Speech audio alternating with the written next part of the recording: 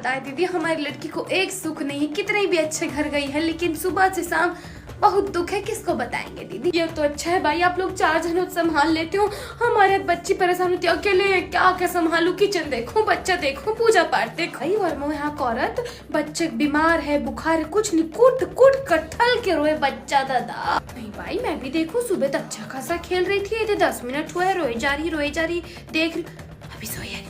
बोले भाई थोड़ा आलू सस्ता होता, चिप्स विप्स डालती है, ठंडी का मौसम आ गया है ना, हम लोग एकदम चटक खाना पसंद करते हैं, कुछ भी खाना, नमक मिर्ची बढ़िया होना चाहिए। फलाना एक बहू बिना सिर ढके खाना देती है भाई, हम बोले हमारे घर तो ऐसा बिल्कुल नहीं चलता। बोलती है 1 महीने मायके में रहूंगी, मैं बोली तू 1 महीने रह, 6 महीने रह, 6 महीने रहेगी तो भी यही आएगी, 1 हफ्ते रहेगी तो भी यही वापस आएगी।